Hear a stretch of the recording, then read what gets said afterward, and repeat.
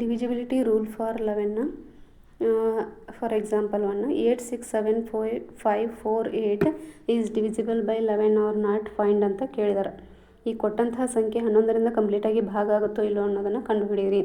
ಆವಾಗ ನಾವು ಒಂದನೇ ಮೆಥಡ್ ನಮಗೆ ಡಿವಿಸಿಬಿಲಿಟಿ ರೂಲ್ ನಂಬರ್ ಗೊತ್ತಿದೆ, ಅದರ ಮೂಲಕನಾದರೂ ಮಾಡ್ಬೋದು. ಇನ್ನೊಂದು ಮೆಥಡ್ ಇಲ್ಲಿ ಏನಂತಂದ್ರೆ, ಇಲ್ಲಿ 8675448 ಏನಿದೆಯಲ್ಲ, ಇದರಲ್ಲಿ ಒಂದು ಡಿಜಿಟ್ ಬಿಟ್ಟು ಒಂದು ಡಿಜಿಟ್ ಈ ಥರ ನಾವು ಗ್ರೂಪ್ ಮಾಡ್ಕೋಬೇಕು. ಇಲ್ಲಿ 8675448ಅಲ್ಲಿ 8 ನಂತರ 1 ಡಿಜಿಟ್ ಬಿಟ್ಟರೆ 7 ಬಂತು, ಮತ್ತು 1 ಡಿಜಿಟ್ 5 ಬಿಟ್ಟರೆ ನೆಕ್ಸ್ಟ್ 4 ಬಂತು. ಈ ಥರ 1 ಡಿಜಿಟ್ ಬಿಟ್ಟು 1 ಡಿಜಿಟ್ ಗ್ರೂಪ್ ಮಾಡಿ ಅವುಗಳನ್ನು ಪ್ಲಸ್ ಮಾಡಬೇಕು. ಇಲ್ಲಿ 8 + 7 + 4 ಏನಾಗುತ್ತೆ, 19 ಆಗುತ್ತೆ. ಇಲ್ಲಿ 6 + 5 + 8 ಆಗುತ್ತೆ, 19 ಆಗುತ್ತೆ. ಸೊ ಈ ಬಂದಂಥ ಈ ಎರಡು ಆನ್ಸರಲ್ಲಿದಿಲ್ಲ, ಒಂದರಲ್ಲಿ ಒಂದನ್ನು ಕಳಿಬೇಕು. 19ರಲ್ಲಿ 19 ಕಳೆದ್ರೆ 0 ಬರುತ್ತೆ ಇಲ್ಲಿ. ಸೊ ಇಲ್ಲಿ ರಿಮೈಂಡರ್ 0 ಬರಬೇಕು, ಅಥವಾ 11 ಬರಬೇಕು, ಅಥವಾ 11 ಮಲ್ಟಿಪಲ್ ಬರಬೇಕು. ಈ ಥರ ಬಂದಾಗ ನಮ್ಗೆ ಏನಾಗುತ್ತೆ, ಆ ಇಡೀ ಸಂಖ್ಯೆ 11ರಿಂದ ಕಂಪ್ಲೀಟಾಗಿ ಭಾಗ ಆಗುತ್ತೆ ಅನ್ನೋದು ನಮಗೆ ತಿಳಿಯುತ್ತೆ. ಅದೇ ರೀತಿ ಇಲ್ಲಿ ಎಕ್ಸಾಂಪಲ್ 2 ನೋಡ್ರಿ, 2 3 4 5 8 ಇದರಲ್ಲಿ 1 ಡಿಜಿಟ್ ಬಿಟ್ಟು 1 ಡಿಜಿಟ್ ಆ ಥರ ಗ್ರೂಪ್ ಮಾಡಿದಾಗ 2 4 8 ಒಂದು ಗ್ರೂಪ್ನಲ್ಲಿ ಬರುತ್ತೆ. ಅದೇ ರೀತಿಗೆ 3 5 ಇನ್ನೊಂದು ಗ್ರೂಪ್ನಲ್ಲಿ ಬರುತ್ತೆ. 2 4 6 8 14. ಸೊ ಇಲ್ಲಿ 15 ಅಂತ ಬರೆಯಲಾಗಿದೆ. ಇದು ಇಲ್ಲಿ 4 ಆಗಬೇಕಾಗಿತ್ತು, 5 ಆಗೈತಿ. ಸೊ ಇಲ್ಲಿ 14 ಆಗುತ್ತಿದ್ದು. ಇಲ್ಲಿ 5 3 8 ಅಂದ್ರೆ 14ರಲ್ಲಿ 8 ಕಳೆದ್ರೆ 6 ಬರುತ್ತೆ. ಸೊ ಇದು 11 ಮಲ್ಟಿಪಲ್ಲು ಅಲ್ಲ, ರಿಮೈಂಡರ್ 0ನೂ ಅಲ್ಲ, 11ನೂ ಅಲ್ಲ. ಸೊ ಈ ಒಂದು ಸಂಖ್ಯೆ 11ರಿಂದ ಕಂಪ್ಲೀಟಾಗಿ ಭಾಗವಾಗುವುದಿಲ್ಲ.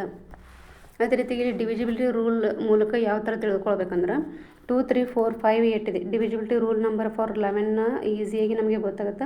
1ರಿಂದ ಏನು ನಂಬರ್ ಇರುತ್ತಲ್ಲ ಅದೇ ನಂಬರ್, ಬಟ್ ಅದನ್ನು ಮೈನಸ್ ಅಂತ ಕನ್ಸಿಡರ್ ಮಾಡಬೇಕು. ಸೊ ಇಲ್ಲಿ ಲಾಸ್ಟ್ ಡಿಜಿಟ್ ಇಂಟು 1 ಮಾಡಿ, ಅಥವಾ ಅದೇ 1 ಇಂಟು 1 ಆದರೂ ಮಾಡ್ಬೋದು, ಅಥವಾ ಲಾಸ್ಟ್ ಡಿಜಿಟನ್ನು ಈ ಉಳಿದ ನಂಬರಿಂದ ಮೈನಸ್ ಮಾಡಿದರೆ ಆಯಿತು. 2345ರಲ್ಲಿ -8 ಮಾಡಿದಾಗ 2337 ಬಂತು. ಮತ್ತು 2337ರಲ್ಲಿ 7ನ್ನು ಕಳೆದಾಗ 226 ಬಂತು. ಮತ್ತು 220 ನಂತರ ಈ 22ರಲ್ಲಿ ಮತ್ತು 6ನ್ನು ಕಳೆದ್ರೆ 16 ಬಂತು. ಸೊ ಇಲ್ಲಿ ರಿಮೈಂಡರ್ ಏನಿದೆ, 16 ಇದೆ. ಸೊ ಇದು 0 ಅಲ್ಲ, 11 ಅಲ್ಲ, 11 ಮಲ್ಟಿಪಲ್. ಸೊ ಈ ಸಂಖ್ಯೆ ಏನಾಗುತ್ತೆ, 11ರಿಂದ ಕಂಪ್ಲೀಟಾಗಿ ಭಾಗವಾಗುವುದಿಲ್ಲ.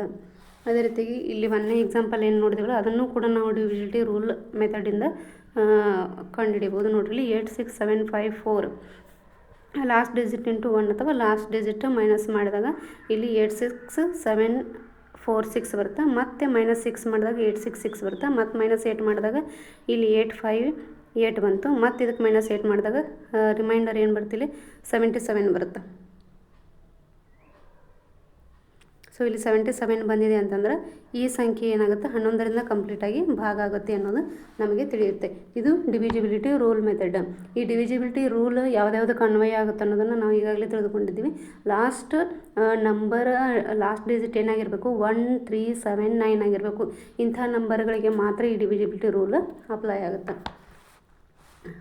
ರೂಲ್ ನಂಬರನ್ನು ಇಂಥ ನಂಬರ್ಗಳಿಗೆ ನಾವು ಕಂಡುಹಿಡ್ಕೊಂಡು ಆ ಒಂದು ನಂಬರ್ ಕಂಪ್ಲೀಟಾಗಿ ಭಾಗ ಆಗುತ್ತೋ ಇಲ್ಲೋ ಅನ್ನೋದನ್ನು ನಾವು ಕಂಡುಹಿಡಿಬೋದು.